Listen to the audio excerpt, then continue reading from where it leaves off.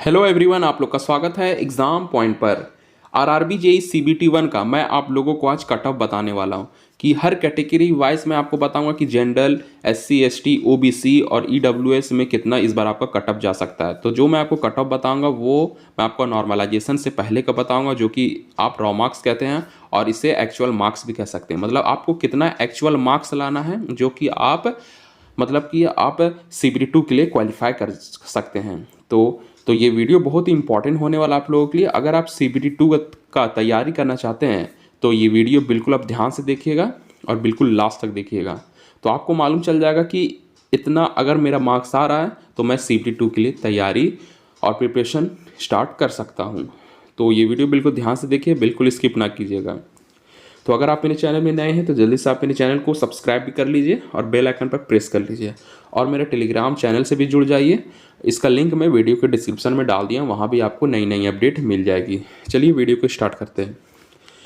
तो आपका जो ये जो आपका एग्ज़ाम इस बार जो लिया गया है, ये आपका 3 दिन एग्ज़ाम चला था, जो कि 16, 17, 18, जो कि 3 शिफ्ट में आपका पेपर लिया गया है।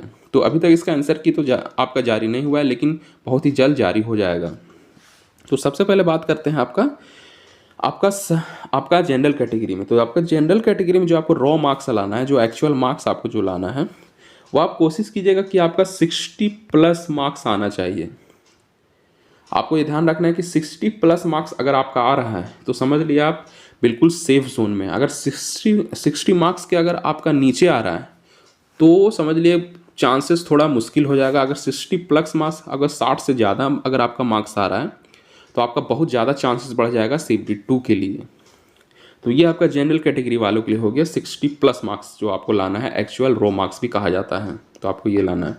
फिर आपका आता है एसटी कैटेगरी वालों के लिए।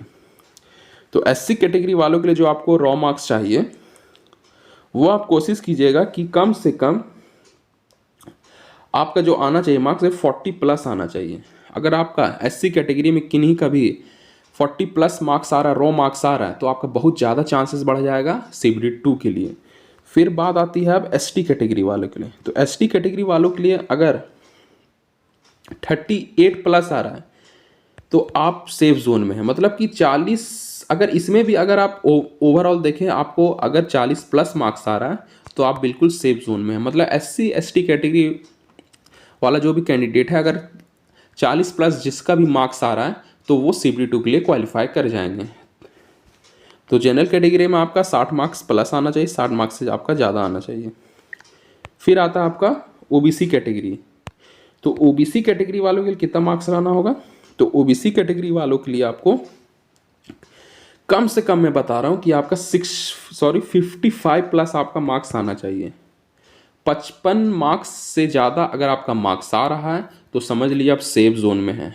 अगर 50 से नीचे अगर आपका है तो बहुत मुश्किल हो जाएगा होना सीबीटी 2 के लिए, क्योंकि इस बार कंपटीशन बहुत ही मतलब ज़्यादा टफ होने वाला है। क्योंकि इस बार पेपर का जो लेवल था वो बहुत इजी था, ज़्यादा टफ नहीं था। मतलब इजी टू मॉडरेट आप बोल सकते हैं। सभी शिफ्ट में लगभग इजी क्वेश्चन को पूछा गया है।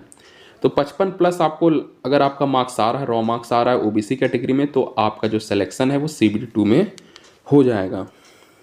फिर आता है आपका ईडब्ल्यूएस कैटेगरी वालों के लिए। तो ईडब्ल्यूएस कैटेगरी वालों के लिए ओबीसी और आपका ईडब्ल्यूएस ज़्यादा फर्क नहीं होता है, बहुत कम मार्क्स का अंतर होता है। अगर ईडब्ल्यूएस वालों का लगभग 57+ आएगा तो समझ लीजिए वो सेफ जोन में है। तो ओवरऑल देखा जाए, फिर मैं आपको रिपीट कर देता हूँ कि जनरल कैटेगरी में आपका 60+ होना चाहिए, एसटी में आपका 40+ होना चाहिए, और एसटी में आपका 37+ होना चाहिए, और आपका ओबीसी में आपका 55+ होना चाहिए। मतलब 50 से 55 के दरमियान होना चाहिए। और ईडब्ल्यूएस में आपका जो होना चाहिए वो 58 के आसपास होना चाहिए। तो आपका सिलेक्शन सीबीटी 2 में बहुत ज़्यादा चांसेस बढ़ जाएगी। तो ये रहा आज का कट ऑफ एनालिसिस। मैं आपको रॉ मार्क्स बताया हूँ, नॉर्मलाइजेशन मार्क्स नहीं बताए। तो जो आपका नॉर्मलाइजेशन मार्क्स है वो आपका रेलवे कैलकुलेट करती है। सारा जो डाटा रहता है उनके पास रहता है, सारा जो कैलकुलेशन जो भी होता है वो रेलवे करती है। इसलिए जो अगर कोई भी आपको नॉर्मलाइजेशन मार्क्स कट ऑफ के हिसाब से बता रहा है तो वो सही नहीं है। अगर रॉ मार्क्स बता रहा है समझ लीजिए ये सही है। कोई भी आपको नॉर्मलाइजेशन मार्क्स का कट ऑफ नहीं बता सकता है, सिर्फ आपको रॉ मार्क्स ही बता सकता है। तो ये रहा आप लोगों के लिए महत्वपूर्ण जानकारी आप लोगों के लिए। अगर जिनका भी इसके दरमियान जो मैं आपको मार्क्स बताया हूँ, अगर इनके दरमियान आपका मार्क्स आ रहा है तो आप CBT2 के लिए तैयारी कर सकते हैं। तो ये रही आज की बड़ी अपडेट, और इसी तरह आप मेरे चैनल से हमेशा जुड़े रहना चाहते हैं तो जल्दी से आप मेरे चैनल को सब्सक्राइब कर लीजिए और बेल आइकन पर प्रेस कर लीजिए, और मेरे टेलीग्राम चैनल से भी जुड़ जाइए। इसका लिंक मैं वीडियो की डिस्क्रिप्शन में डाल दिया हूँ, अब जाके जुड़ जाइए और वहाँ भी आपको नई नई अपडेट मिल जाएगी। तो फिर मिलते हैं अगले वीडियो।